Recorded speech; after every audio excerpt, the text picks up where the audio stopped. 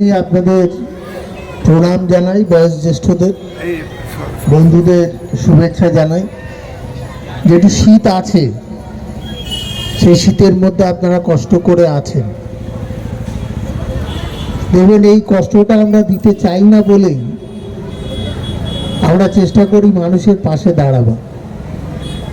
কিন্তু এই যে বলে না, মাঝে মধ্যে এই যে অনুষ্ঠানটা হচ্ছে, সেইটা অনুষ্ঠানটা একটু বিলম্বিত হয়েছে, আমাদের সকলেরই কিছু সময় আসতে দেরি হয়েছে। এবং যেহেতু আজকে পার্টির আমাদের জন্মদিন, 29তম জন্মদিন, সকাল থেকে বিভিন্ন অনুষ্ঠানের মধ্য দিয়ে আমরা ছিলাম। এখানে আমাদের পৌরপ্রধান নিমাই ঘোষ আছে, এই ওয়ার্ডের পৌর প্রতিনিধি মমতা জুম্মান, আমাদের আইএনটিটিউসির প্রেসিডেন্ট সুকুমার মণ্ডল পৌর প্রতিনিধি, এছাড়াও আমাদের টোটো ইউনিয়নের যে সমস্ত কর্মকর্তা ভাইরা আছে তাদের, এবং সর্বোপরি আপনাদেরকে এই প্রথম 1 জানুয়ারি নতুন বছরের শুভেচ্ছা জানাই। আজকে আপনারা জানেন দক্ষিণেশ্বরে রামকৃষ্ণ পরমহংসদেবের কল্পতরু উৎসব হচ্ছে। এই দিন ঠাকুর সবাইকে সব বিলায়। তা সেই উৎসবেরও অঙ্গ হিসেবে সকাল থেকে তৃণমূল কংগ্রেস এখানে বিভিন্ন কর্মসূচি পালন করেছে। হেলথ চেক আপ করেছে, চোখে দিয়ে দেখিয়েছে। সব কিছু করবার পরে তারা আপনাদের শেষ লগ্নে কিছু শীত বস্ত্র আপনাদের কাছে দিতে চায়। তাহলে আমরা মনে করি যে সবার উপরে মানুষ সত্য, তার উপরে নেই। বিবেকানন্দ বলেছিলেন, জীবে প্রেম করে যেই জন সেই জন সেবিছে ঈশ্বর। অর্থাৎ মানুষ হচ্ছে নারায়ণ। সেই মানুষের সেবা করাটাই আমাদের উদ্দেশ্য। আমাদের দলের নেত্রী মমতা বন্দ্যোপাধ্যায় এই দল তৈরি করবার পর থেকে মানুষের জন্য, সে লক্ষ্মীর ভাণ্ডারের মধ্য দিয়ে মায়ের বোনেদের হোক, স্বাস্থ্যসাথীর মধ্য দিয়ে যদি হয়, আমাদের কন্যাশ্রী যোজনার মধ্য দিয়ে যাতে মেয়েদের লেখাপড়ার অঙ্গনে রাখা যায়, শিক্ষাশ্রী বা স্টুডেন্ট ক্রেডিট কার্ডের মধ্য দিয়ে ছাত্রছাত্রীদের যাতে আগামী দিনে ডাক্তার ইঞ্জিনিয়ার বানানো যায়, এটাই আমাদের লক্ষ্য। এবং পার্টির অনেক সামাজিক কর্মসূচি থাকে। ছোটদের বই খাতা বিতরণ করেছে। মমতা ব্যানার্জি সরকার মানে স্কুলের জামা প্যান্ট থেকে শুরু করে, জুতো থেকে শুরু করে, মিড ডে মিল অবধি সবটাই মমতা ব্যানার্জি এই ব্যবস্থা করেছে। মেয়েদের কন্যাশ্রী করেছিলেন এই কারণের জন্যে যে আমাদের কারোর একটি স্বভাব আছে যে একটা ছেলে একটা মেয়ে থাকলে ছেলেটার দিকে বেশি নজর, মেয়েটার দিকে কম। তো দিদি বললেন, এটা কেন হবে, অল্প বয়সে কেন বিয়ে দেওয়া হয়? শিক্ষার অঙ্গনে থাকুক 18 বছর অবধি। 18 বছর এসে ওখানে কন্যাশ্রী থেকে 25,000 পাবে, আর রূপশ্রী 25,000 দিয়ে একটা ভালো পাত্রের সন্ধান করে তাকে বিয়ে দেওয়ার ব্যবস্থা।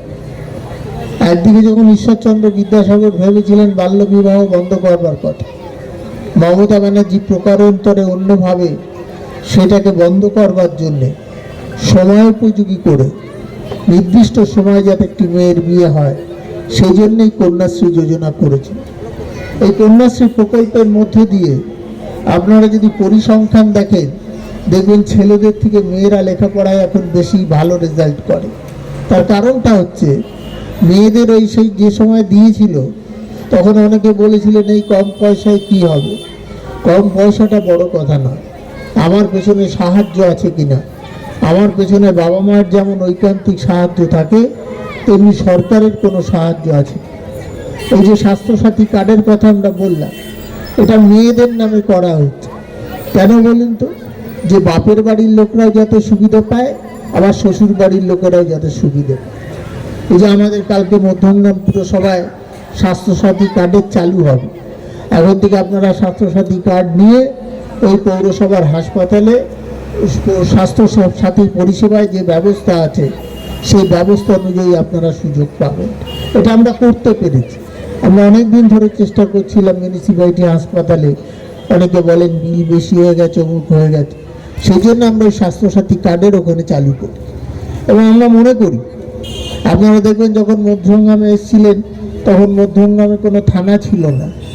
আপনারা যখন মধ্যমগ্রামে এসেছিলেন তখন কোনো ফায়ার ব্রিগেড ছিল না। মধ্যমগ্রামের রাস্তা এই ধরনের বাতি ছিল না, এই ধরনের হোয়াইট ছিল না। আজকে কিন্তু সেই ব্যবস্থাটা আমরা করতে পেরেছি। রাজ্যের সরকার, তার বিরুদ্ধে কেন্দ্রীয় সরকারের বিরোধিতা আছে, প্রায় 2 লক্ষ কোটি টাকা আমরা পাবো ওদের কাছে। সেই টাকা বন্ধ করে, জল জীবনের টাকা, মিশনের টাকা বন্ধ করে যাতে পানীয় জলের কাজ না করা যায়, রাস্তাঘাটের টাকা বন্ধ করে যাতে রাস্তাঘাট না করা যায়, আমাদের স্বাস্থ্য পরিষেবার উন্নতি করবার জন্য যে অর্থ সেটা যাতে না করা যায় সেই জন্যে, এবং গ্রামে 100 দিনের কাজ, প্রধানমন্ত্রী আবাস যোজনায় যে ঘর, সেই ঘরের টাকা বন্ধ করে মমতা ব্যানার্জি সরকারকে বিভ্রান্ত করবার চেষ্টা হয়েছে, তাদের ক্ষমতাকে কুক্ষিগত করে। এখন নতুন হয়েছে, কতবার মানুষ লাইনে দাঁড়াবে, একবার নোটবন্দির সময় দাঁড়ালো, আবার এখন হিয়ারিং হচ্ছে, সারের জন্য লাইনে যে দাঁড়াচ্ছে। এই লাইনে দাঁড়িয়ে মানুষকে আজকে প্রমাণ করতে হচ্ছে আমি বৈধ ভোটার। যাদের ভোটে নির্বাচিত আপনারা সরকার গড়লেন, সেই সরকারের যারা দায়িত্বে আছেন, আজকে হঠাৎ তাদের মনে হলো যে এসআইআর করতে হবে, এসআইআর করে বাংলায় যে কোনো মূল্যে ক্ষমতায় আসতে হবে। আমরা বলি এসআইআর করুন, কিন্তু তার একটা নির্দিষ্ট সময়সীমা আছে। গতবার যখন এসআইআর হয়েছিল তখন 2001 সালে 2 বছর সময় লেগেছিল। এখন 2-3 মাসের মধ্যে আপনারা সেই কাজটা করবার চেষ্টা করছেন। মানুষের হয়রানি হচ্ছে। মধ্যমগ্রামের প্রায় 33,000 মানুষকে ওই বিডিও অফিসে ডেকে তাদের কাছে কি কাগজ আছে কি নেই তাই চাওয়া হচ্ছে। ভাবা যায় এটা? আমি বৈধ কি অবৈধ? আমার ভোটেই তো নির্বাচিত হয়েছিলেন, হঠাৎ ভুলে গেলেন যে আমি দেশের প্রধানমন্ত্রী হয়ে গেছি, আমি দেশের স্বরাষ্ট্রমন্ত্রী হয়ে গেছি, আমরা যা খুশি তাই করতে পারি? আমরা বনগাঁতে শুনেছিলাম শান্তনু ঠাকুর বলেছিল মতুয়াদের 1000 টাকা করে কার্ড দিয়ে একটা করে সার্টিফিকেট দিয়েছিল, দিয়ে বলেছিল আপনাদের নাগরিকত্বের কার্ড হবে, আপনারা ভোটার লিস্টে নাম থাকবে। আর এখন কি বলছে? ওটা তো ইলেকশন কমিশনের দায়, আমার কোনো দায় নেই। এখন ইলেকশন কমিশনের দায়। তাহলে সেদিনকে 1000 টাকা করে নিয়ে ওই মতুয়া ভাই বোনদের কাছ থেকে কেন ঠকিয়েছিলেন তাদের? আমাদের নেতা অভিষেক বন্দ্যোপাধ্যায় গতকাল গিয়েছিলেন নির্বাচন কমিশন, তিনি জিজ্ঞেস করেছিলেন যে আপনারা যে 58 লক্ষ লোকের নাম কেটে দিয়েছেন তার মধ্যে কতজন বাংলাদেশি আছে, কতজন রোহিঙ্গা আছে? সে প্রশ্নের উত্তর নেই, কারণ নাম বাদ গেছে তাদের যারা মারা গেছেন, যারা অন্য জায়গায় ভোটার লিস্টে নাম শিফট করেছেন, যারা অ্যাবসেন্ট আছেন তাদের নাম বাদ গেছে। তাই যেখানে উত্তরপ্রদেশের 2.35 মানে 2,35,00,000 লোকের নাম বাদ গেছে, আর বাংলায় 58 লক্ষ নাম বাদ যাওয়ার পরে যেহেতু আমাদের বিরোধী দলের নেতা ভারতীয় জনতা পার্টির শুভেন্দুবাবু বলেছেন আমার ধারণা 1 কোটি লোকের নাম বাদ যাবে, সেই 1 কোটিকে চেষ্টা করছেন কোনোভাবে পূরণ করবার। তার ফলে আমাদের হয়রানি হতে হচ্ছে। 80 বছর বয়স হলে যখন বাড়িতে ভোট নিতে আসেন, তাহলে 80 বছরের উপরে বয়স হলে তাদের কেন হিয়ারিংয়ে ডাকছেন? কেন বাড়িতে এসে শুনানি করছেন না? যখন 80 বছর বয়সের জন্য বাড়িতে ভোট নেওয়া যায়, তাহলে শুনানির জন্য কেন 80 বছরের মানুষকে ওখানে যেতে হবে? এটা তো ভাববার কথা, এটা লজ্জার ব্যাপার। যে রাজ্যের নির্বাচন কমিশন চাই সেটা কি? যে আমাদের যে কোনো মূল্যে এই রাজ্যে ক্ষমতায় আসতে হবে। আরে ক্ষমতায় আসবেন, আপনারা তো 2021 সালে বলেছিলেন যে ইসকি বার 200 পার। কি দেখেছিলাম আমরা? যে আপকি বার 200 পারের কথা বলে বিজেপি নিজেই পগার পার হয়ে গেছিল, এখানে থাকতে পারেনি। এটা বুঝতে হবে। আবারও 2026 সালের এই নির্বাচনের আগে বলছেন 2/3 মেজরিটি পাবো, 200 থেকে 4টে আসন কমেছেন। তার মানে আপনাদের বিশ্বাসে কোথাও ঘাটতি আছে। কারণ মমতা ব্যানার্জি যে মানুষের জন্য কাজ করেন, মমতা ব্যানার্জি সারা অর্থনৈতিকভাবে দারিদ্র যারা তাদের জন্য কাজ করেন, সেই কাজটা করেন বলে আপনারা মমতা ব্যানার্জি পার্টির তৃণমূল কংগ্রেসকে ভয় পান। এই যে নির্বাচনের প্রক্রিয়া চলছে, কোনো রাজনৈতিক দলকে খুঁজে পাবেন না, ওরা সব পরিযায়ী পাখি। যখন ইলেকশন আসে তখন প্রধানমন্ত্রীর হেলিকপ্টার আসে, তখন হোম মিনিস্টারের হেলিকপ্টার আসে, ভারতবর্ষের অন্যান্য প্রদেশের মুখ্যমন্ত্রীরা আসেন।